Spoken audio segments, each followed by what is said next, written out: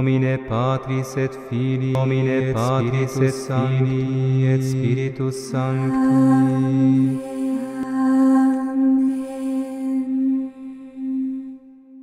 Cerero in Deum, Patrem omnipotente.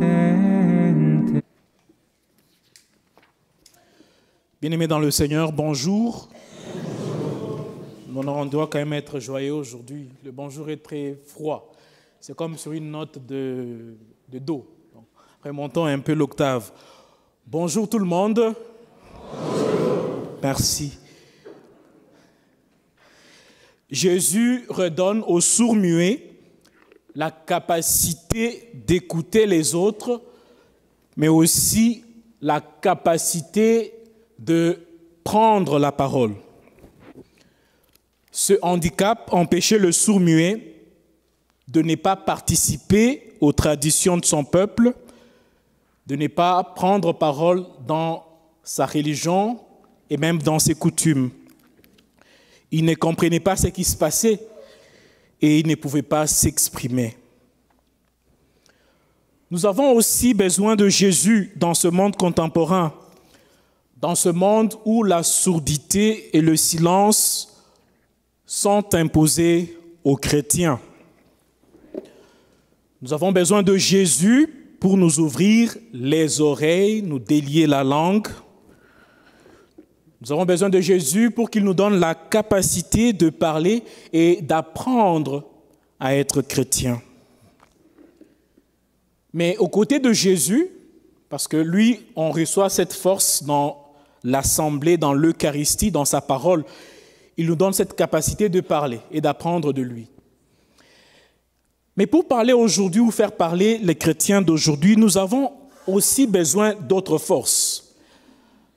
La première force, je la tire de votre histoire, l'histoire franco-manitobaine. Il y a les Manitobains franco ici? Merci. Alors j'ai appris quoi de votre histoire? Si le français a survécu au Manitoba, c'est parce qu'il y a eu des gestes de bravoure. Quelqu'un me disait que ma maman était, n'est-ce pas, enseignante dans les temps où on interdisait l'enseignement du français. Qu'est-ce qui se passe? Il fallait cacher tous les livres français quand l'inspecteur devrait se présenter, n'est-ce pas? Et puis à la maison, qu'est-ce qui se passait? Vous apprenez vos enfants à parler le français. Et vous leur payez des ouvrages, des livres qu'ils amenaient à l'école. Et les professeurs, ils risquaient leur métier. Ils acceptaient que vous ayez dans vos cartables là le français et l'anglais au même moment. C'est un geste de bravoure. Je vais revenir là-dessus après. La deuxième force, je la tire de l'histoire irlandaise. Il y a aussi les gens qui ont les backgrounds irlandais ici. Oh, il y en a, ok, il y en a un. En Irlande, qu'est-ce qui se passe? Au XVIe et XVIIe siècle, les envahisseurs anglais avaient défendu aux gens de parler leur langue et de transmettre leur tradition, un peu comme avec l'école résidentielle ici. Mais comme je ne maîtrise pas ce terrain-là, je parle de ce que je maîtrise un peu. Je ne vais pas me brûler les ailes. Tout avait été mis en place pour que fonctionne bien le processus d'assimilation de la langue et la culture britannique. Ce qui a sauvé la culture et la religion irlandaise, c'est quoi? C'est ce qu'on appelle en anglais le Age School Teachers. Le Age School Teachers, en français, ça peut se traduire par des enseignants et des enseignantes clandestins. Alors ça se passait comment? Les enfants allaient en Irlande. Apparemment, il y a beaucoup de pierres en Irlande, des murs de pierre. Alors, il y avait 2 adolescents qui vont venir dans le chemin et qui devaient marcher avec cet enfant. Alors, ils devaient s'arrêter quelque part et, dans ce temps-là, ils enseignaient les enfants le folklore irlandais, la foi de leurs aïeux et leur transmettaient leur propre tradition.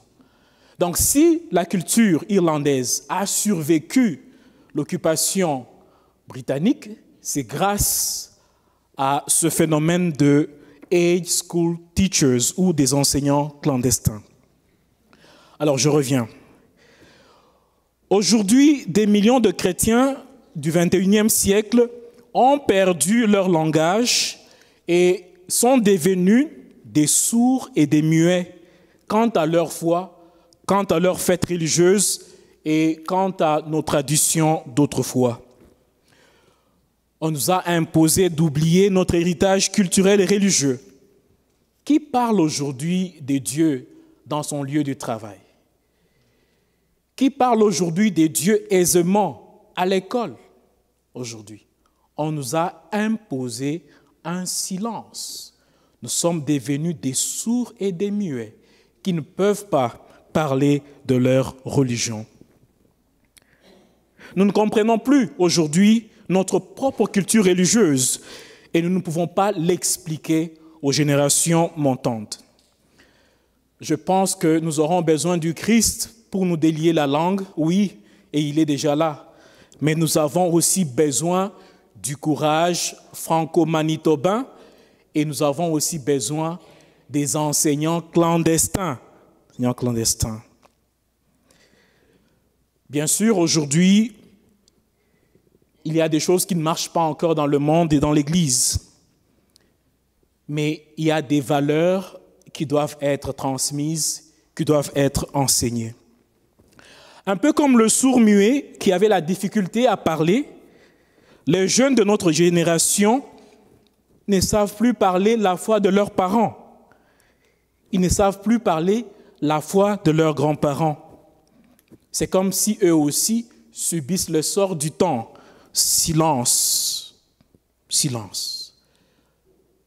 Silence imposé par la postmodernité, cette société de consommation effrénée et de l'individualisme à outrance. Nous avons perdu une bonne partie de notre héritage. Pensez seulement à ce qui est arrivé avec la fête de Noël. Avec toutes ces cartes de Greeting Seasons, maintenant il est difficile de trouver une carte qui a des motifs religieux. C'est devenu la fête du Père Noël. Père Noël. Alors la fête de Pâques, elle, qui est la fête de la résurrection, est devenue la fête des lapins et la fête de chocolat. Parce que quand vous allez même dans les cartes, c'est les œufs, les chocolats, des lapins qu'on a dessinés. Il n'y a rien de chrétien. La fête de Saint Jean-Baptiste, qui est votre saint patron, n'est-ce pas? Le patron des Franco-Manitobains, c'est qui? Jean-Baptiste, Saint Jean-Baptiste. Cette fête-là, aujourd'hui, est dépourvue de tout ce qui est chrétien et religieux. Posez simplement la question à nos enfants. Qu'est-ce qu'ils savent de l'épiphanie? Qu'est-ce qu'ils savent de la fête de Saint-Pierre et Paul? Qu'est-ce qu'ils savent des saints martyrs canadiens? Et puis même, non, nos parents, posons les noms des saints martyrs canadiens, sans nous tromper. Ils étaient combien? 7, leur nom. Même nous aussi, on a des problèmes à citer ces noms-là. Pour ce qui est de connaître notre langage chrétien, le Notre Père, les serments sur la montagne, les 10 commandements, tout cela constitue un langage inconnu qui ne fait plus partie de notre apprentissage, ni scolaire ni familial. Un jour, j'ai prêché ici sur les 10 commandements. Il y a eu feu dans la communauté. Il y a eu feu. Il y a ceux qui, on n'entendait jamais ça. Mais il y a aussi ceux qui disaient, ça se dit toujours ça. Ça ne fait pas partie encore de notre héritage culturel. Le silence. Nous avons rendu nos jeunes sourds et muets quant à leur propre langage chrétien et leur tradition religieuse. Prenons conscience d'avoir ce pouvoir libérateur, d'avoir ce courage de sauver notre religion et de sauver nos traditions. Et ce courage passe par le Christ, le courage manitobain, mais aussi devenir des enseignants clandestins. Vous savez, aujourd'hui, vous avez la chance, une grande chance. Vous n'êtes pas obligé de vous déplacer avec vos enfants. On vient vous donner des petits-enfants à la maison. Vos enfants font ça. Papa, maman, gardez un peu les enfants, je vais au travail. Et qu'est-ce qui se passe dans le temps que vous êtes là? Oui, on peut parler aux enfants, on va jouer ta. Mais on peut aussi parler des dieux dans le même chant là. Dieu existe, Dieu existe. L'enfant va retenir. C'est une façon d'enseigner et de transmettre son héritage chrétien. Aujourd'hui, dans cette célébration eucharistique, nous avons nos aînés. Nous voulons reconnaître chacun d'entre eux d'être un maillon de la chaîne par laquelle nous est parvenue nos traditions religieuses et même ce bâtiment. Par votre bravoure et par vos efforts publics et clandestins, nous avons l'honneur aujourd'hui d'être appelés paroisse Saint-Martyr canadien. Et je demande à tous les paroissiens de pouvoir reconnaître nos anciens en leur applaudissant.